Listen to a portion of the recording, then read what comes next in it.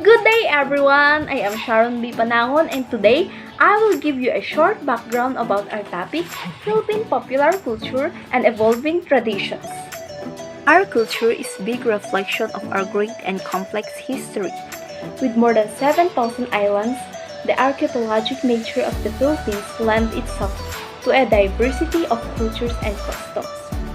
Still, there are many traditions that bring these islands together.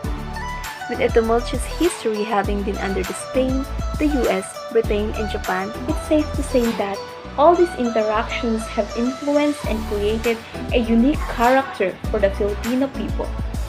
Filipino culture is unique compared to other Asian countries, and beliefs apply every day in the life of the Filipinos and reveal how rich and blessed the culture the people have. Filipinos are family-oriented and often religious with an appreciation for art, fashion, music, and food. Filipinos are also hospitable people who love to have a good time. This often includes getting together to sing, dance, and eat. The annual calendar is packed with festivals, many of which combine costumes and rituals from the nation's pre-Christian past with the Catholic beliefs and ideology of present day. Here are some traditions and cultures that makes Philippines different from the rest of the world. Good afternoon, everyone. I'm Patricia Nicole F. Baa, and I'm here to discuss some of the popular Philippine culture and traditions and find the similarities that bind Filipinos to each other. First on the list is Mano po, when children or young people greet or say goodbye to their elders. They typically do so by taking the right hand of the elder with their right hand and touch the elders hand lightly on their forehead. It is a way of giving respect to the elders, and I believe that it is also a way of receiving blessings to the elders.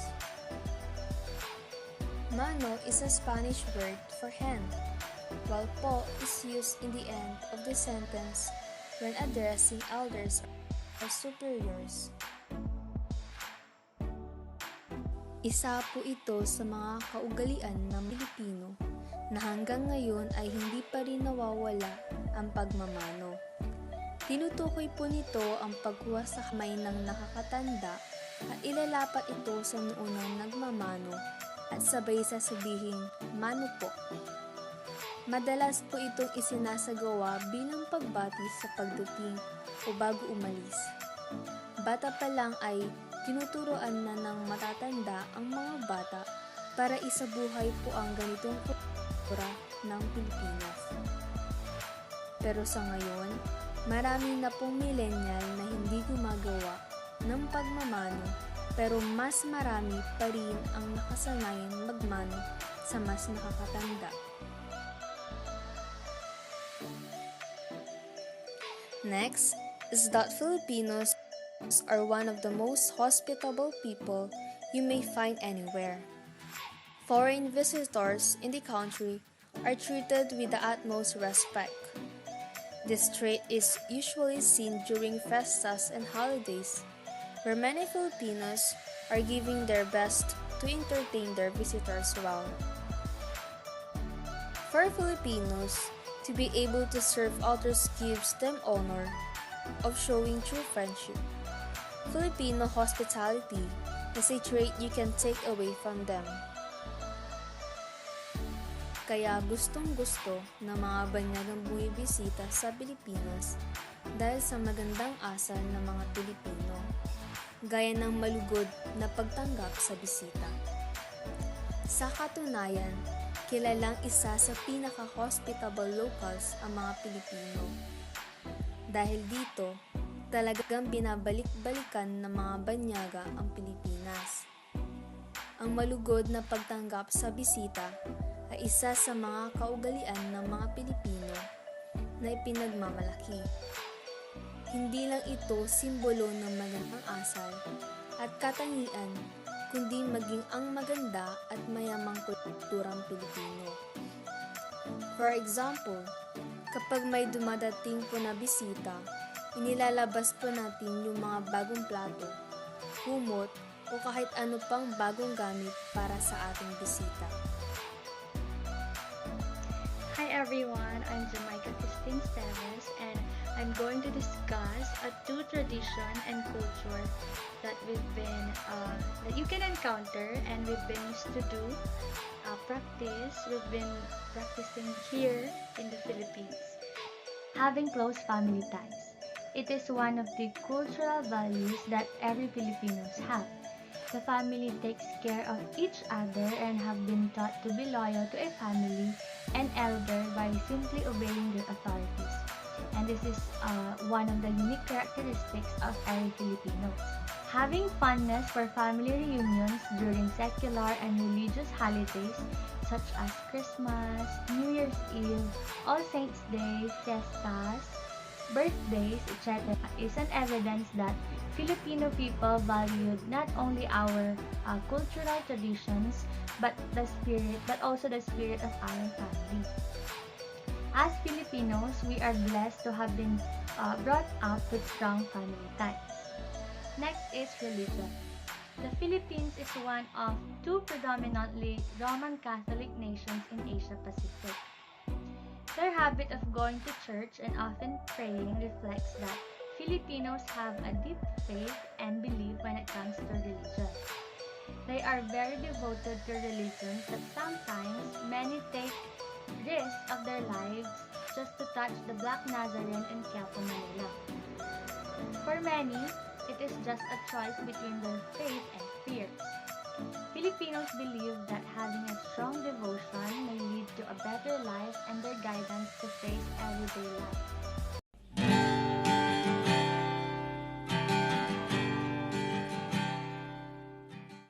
Courtship is the period of development towards an intimate relationship wherein a couple get to know each other and decide if there will be an engagement followed by a marriage.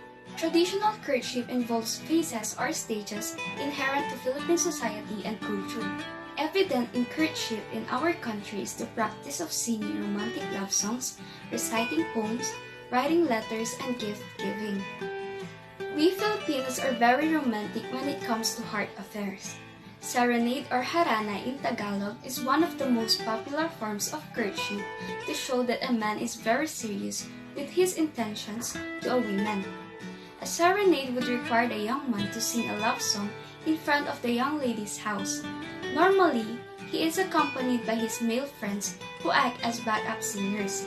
The man himself or his friend plays the instrument, usually a guitar, which provides the background music of the song. They would have to wait until the young lady opened a window to listen. It would be up to her if she wanted to invite them in for some refreshment and chats after the song. Even if they had been asked to come in, the suitor would not expect that he could have the chance of having a private moment with his object of affection. Mostly, the parents would also be there to entertain the man and his friends. Modern Filipino courtship revolves more on the liberalism of Filipino youth. It don't usually have a pattern. Modern courtship is now dating a two couple even if they really don't know each other well. Filipino men court a girl through texting or calling and not visiting the house of the girl. They start dating even if they are only physically attracted to each other and not really in love with each other, not even known by the parents of the both sides. When it comes to advantages of courting at the present time, it's really that convenient. A person doesn't have to exert effort. Unlike before, the guy who is courting the girl should exert enough effort before the girl says yes. Besides of modern-day courting having advantages, it also has disadvantages that will result to negative outcomes. One of the disadvantages is that the parents do not know what they are doing. Due to the freedom they have in this generation, they do not set their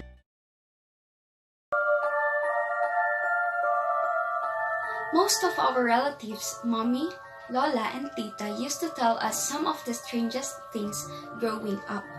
These were also known as beliefs and superstitions from the old saying of our ancestors to warn us and prevent dangers from happening.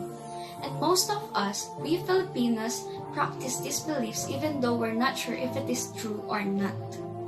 Like in any other country, Filipinos subscribe to their own set of superstitions or pamahiin inherited from ancestors. Sure, some of these may have been influenced by other countries and cultures, but Pinoys also bring in their own flavor to the belief, making them more interesting or ridiculous sounding depending on how you look at it.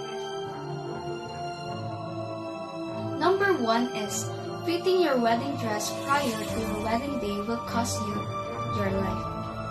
They believe that doing the set fitting will cost the bride's life. This may be in the form of an accident or any other unfortunate event that will take place before the wedding day. When someone sees you and you appear to be headless, it means you're about to die. Another popular superstition in the Philippines is when someone says that he or she cannot see your head or face, it means that you are going to die soon. The act of shaking off dust. In common use, pagpag means the act of shaking off dust or dirt. Pagpag is also a Filipino term for superstition saying one can never go directly to one's home after attending a funeral unless they have done the pagpag. Another scary superstitious belief of the Filipinos is the Oro Plata Mata. Popular among the Tagalogs of Southern Luzon, this superstitious belief involves the stair steps in the house. When constructing cement or wooden steps in the house, you must count them bottom to top in a series of threes. Reciting the words Oro, Plata, Mata, meaning gold, silver, and death. If the top rung coincides with oro or plata, it means good fortune.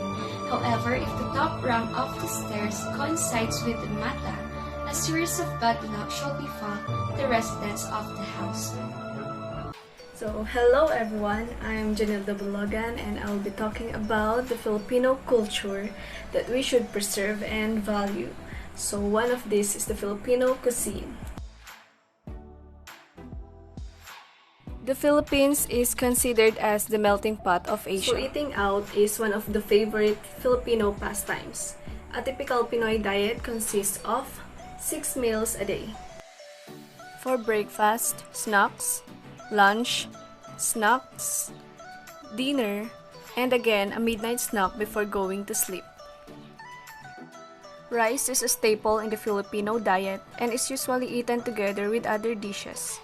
So other popular dishes brought from Spanish and Southeast Asian influences includes afritada, asado, chorizo, empanadas, sisig, and many more.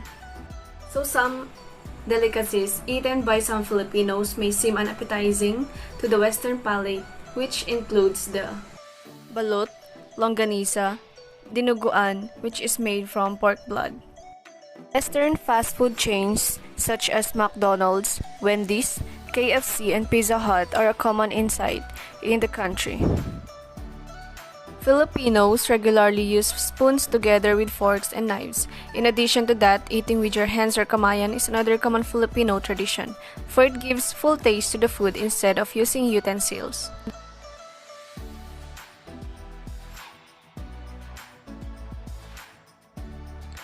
Sinulog Festival. Sinulog Festival is a festival originating in Cebu City in the Philippines, celebrating the Cebuanos' conversion to Roman Catholicism. It is held on the third Sunday of January and honors the Santo Niño or the Santo Niño de Cebu or Holy Child Jesus. Dinagyang Festival. Dinagyang Festival in Iloilo is an important function in Philippines event calendar. It's marked on the fourth Sunday of January yearly, right after Sinulog. The festival is held to show reverence of Santo Niño as well as to mark the onset of the arrival of Malay immigrants.